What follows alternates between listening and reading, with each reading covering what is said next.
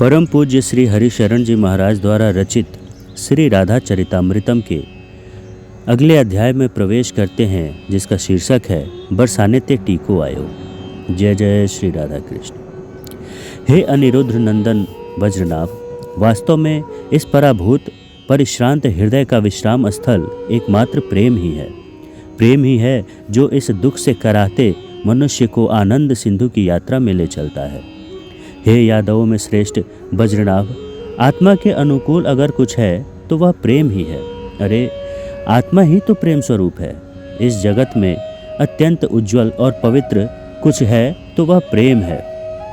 याद रहे वज्रनाभ, सब कुछ अनित्य है इस संसार में, एकमात्र प्रेम ही है जो नित्य और शाश्वत है। उसे फिर हम अजर अमर क्यों न कहें। वो प्रेम अमृत स्वरूपा भी तो है।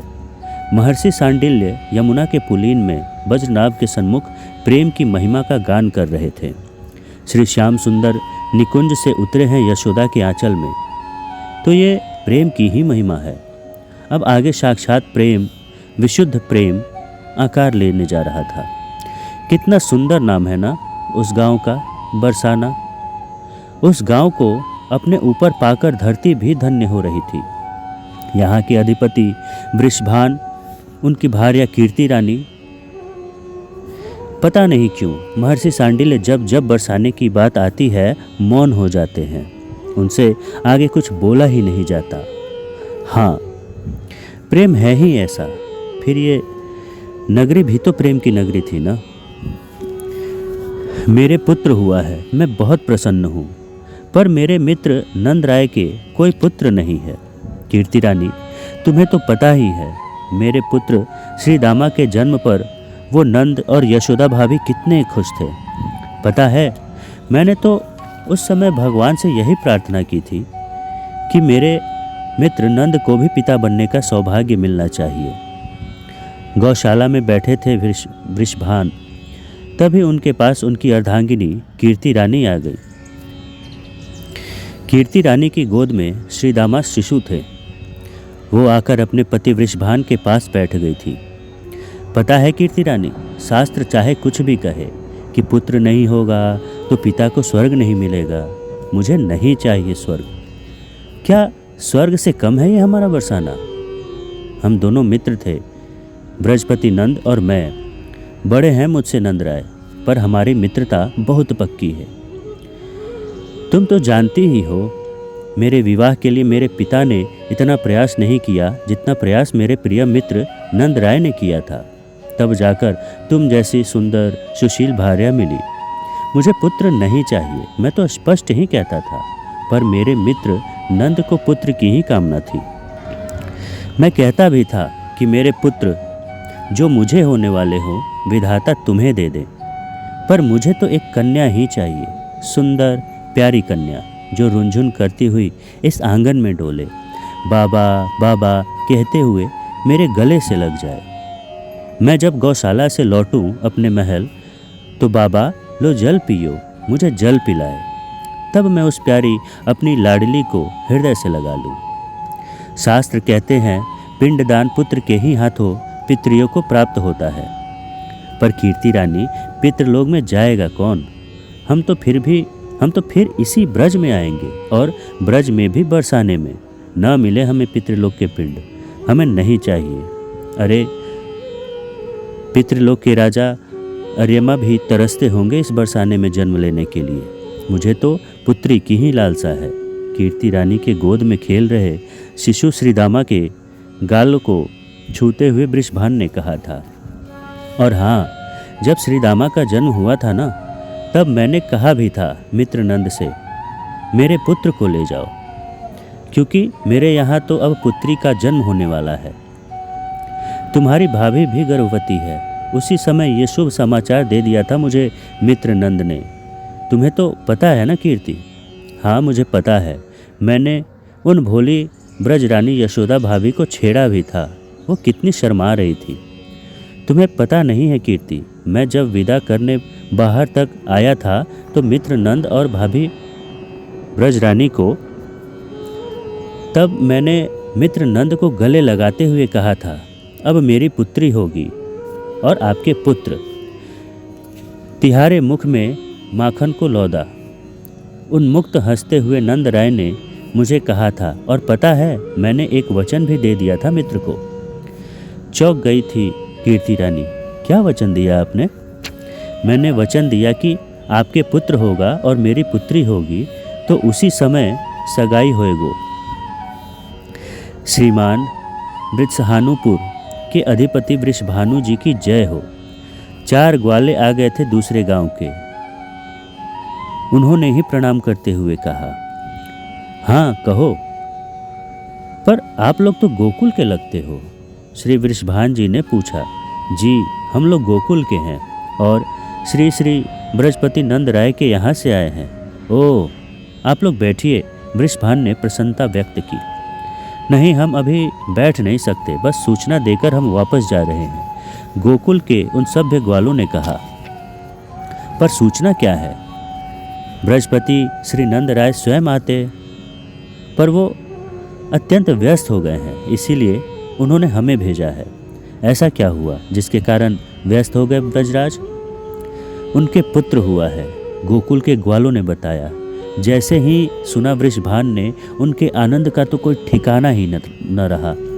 सबसे पहले तो अपने ही गले का हार उतार कर उन दूत का कार्य कर रहे गोकुल के लोगों को दे दिया। कीर्ति रानी सुना तुमने? उछल पड़े थे आनंद से वृषभान। आप तो ऐसे खुश हो रहे हैं जैसे आपके जमाई ने ही जन्म ले लिया है, कीर्ति रानी ने छेड़ा। और क्या, देखना हमारी पुत्री और उनके पुत्र का विवाह होगा और ये ऐसे दंपति होंगे जो सबसे अनूठे होंगे, अद्भुत होंगे। वृषभान के हृदय का आनंद अपनी सीमा पार कर रहा था। पर उनके तो पुत्र हो गया, आपकी पुत्री? मेरी पुत्री होगी, अवश्य होगी। मेरी प्रार्थना व्यर्थ नहीं जाएगी। मैंने समस्त देवों को मनाया है, वो सब मेरी सुनेंगे। पर आपने ये नहीं पूछा कि मैं खीरक में आज क्यों आई, अर्थात गौशाला में आज क्यों आई? कीर्ति रानी ने कुछ शर्माते हुए ये बात कही थी। क्यों? मुझे नहीं पता। हाँ वैसे तुम गौशाला में कभी आई नहीं, पहली बार ही आई हो। मैं गर्भवती हूँ और दाई कह रही है कि मेरे गर्भ में कन्या है। ओह, इतना सुनते ही गोद में उठा लिया था वृषभान ने कीर्ति रानी को और घुमाने लगे थे। उनके नेत्रों से आनंद आंसू बह चले थे। गोद में शिशु श्रीदामा भी मुस्कुरा रहे थे। वो भी सोच रहे थे, चलो मेरा सखा या बहनोई आ गया, अब मेरी बहन श्री किशोरी भी आने वाली है। अरे क्या देख रहे हो, जाओ पूरे बरसाने में ये बात फैला दो कि हम सब टीका लेकर जा रहे हैं गोकुल। वृषभान ने आनंद की अतिरेकता में ये बात कही। टीका लेकर यानी सगाई? गांव वालों ने पूछना शुरू किया। हाँ अभी से ये मैं कह रहा हूँ, नंद राय के पुत्र हुआ है, अब मेरी पुत्री होगी, ये पक्का है। इसीलिए टीका अभी ही जाना चाहिए हमारी तरफ से, हम लड़की वाले हैं। वृषभान के आनंद की कोई थाह नहीं है आज। हाँ सब सजो, सब बरसाने की सखियाँ सजे और टीका लेकर हम सब बरसाने से नाचते गाते हुए गोकुल में चलें। पूरे बरसाने में ये बात फैला दी गई। सुंदर से सुंदर श्रृंगार किया सखियों ने। हे वज्रनाभ, बरसाने की सखियाँ तो वैसे ही स्वर्ग की अप्सराओं को अपनी सुंदरता से चिढ़ाती रहती थी, पर आज जब सजने की बारी आई और स्वयं उनके महीपति वृषभान ने आज्ञा दी, तब तो उर्वशी और मेनका भी इनकी दासी लग रही थी। हाथों में स्वर्ण की थाल सजाए, मोतियों की सुंदरतम पच्चीकारी चुनर ओढ़े, घेरेदार लहंगा पहने और नाचते गाते हुए सब चली गोकुल की ओर। कीर्ति रानी नहीं जा पाई क्योंकि वो गर्भवती थी, पर बरसाने के अधिपति वृषभान सुंदर पगड़ी बांधे, चांदी की छड़ी लिए आगे आगे चल रहे थे। हे वज्रनाभ, आनंद का ज्वार ही मानो उमड़ पड़ा है गोकुल में। बृहस्पति नंद के द्वारे कौन नहीं खड़ा था आज? मैं देख रहा था सबको। देवता भी ग्वाल बाल बनकर घूम रहे थे। देवियों ने रूप धारण किया था गोपियों का, पर कहाँ गोपियों का प्रेम पूर्ण सौंदर्य और कहाँ ये देवियाँ। प्रकृति आनंदित थी, सब आनंदित थे, चारों दिशाएं प्रसन्न थी। पर मैंने देखा बृहस्पति का ध्यान तो अपने मित्र वृषभान की ओर ही था। वो बरसाने वाले मार्ग को ही देखे जा रहे थे। मैंने उनसे पूछा भी, क्या देख रहे हैं बृहस्पति उस तरफ? पता नहीं मित्र वृषभान अभी तक क्यों नहीं आए। आएंगे, उनके आए बिना सब कुछ अधूरा है, क्योंकि इस अवतार को पूर्णता तो उन्हीं से मिलेगी ना। क्या मतलब गुरुदेव? मैं समझा नहीं। नहीं, कुछ नहीं बृहस्पति नंद। तभी सामने से ब्रज रज उड़ती हुई दिखाई दी। आवाज आ रही थी, बड़ी सुमधुर और प्रेम पूर्ण। हजारों बरसाने की गोपियां एक साथ गाती हुई चली आ रही थी। बृहस्पति देखिए, आ गए आपके मित्र वृषभान, और लगता है पूरे बरसाने को ही ले आए हैं। मैंने हंसते हुए बृहस्पति को बताया था। एक ही रंग के सबके वस्त्र थे, पीले पीले वस्त्र। 16 श्रृंगार पूरा था उन सब सखियों का। उनका गायन ऐसा लग रहा था जैसे सरस्वती की वीणा झंकृत हो रही हो।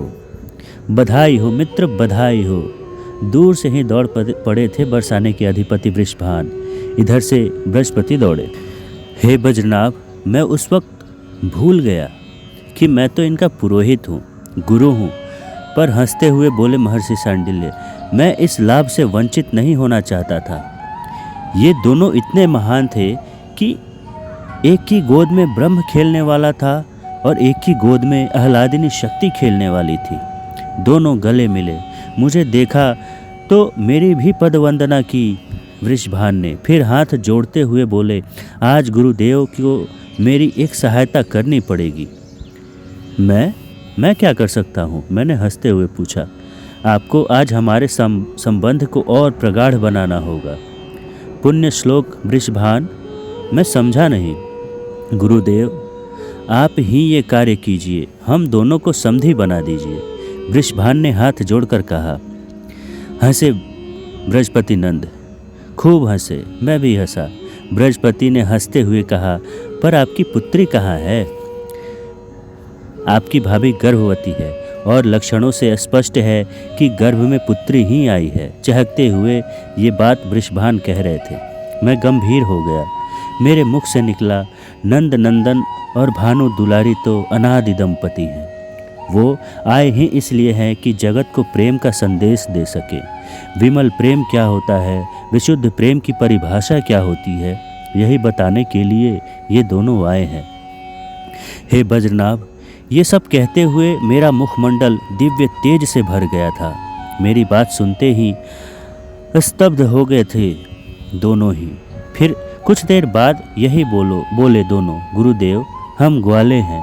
आपकी इन गूढ़ बातों को हम नहीं समझ रहे, पर हाँ, इतना हमने समझ लिया कि हमें ये संबंध बना ही लेना चाहिए। बृहस्पति नंद की बातें सुनकर वृषभान आनंदित हो गले मिले। नगाड़े बज उठे बरसाने वालों के। सब सखियां नाच उठी। अबीर गुलाल ये सब आकाश में उड़ने लगे और बरसाने वाली सब सखियां गा रही थी। नंद महल में लाला जायो, बरसाने ते टीको आयो। नंद महल में लाला जायो, बरसाने ते टीको आयो। हे बजनाब, मैं इतना आनंदित था जिसका मैं वर्णन नहीं कर सकता। जय जय श्री राधा कृष्ण।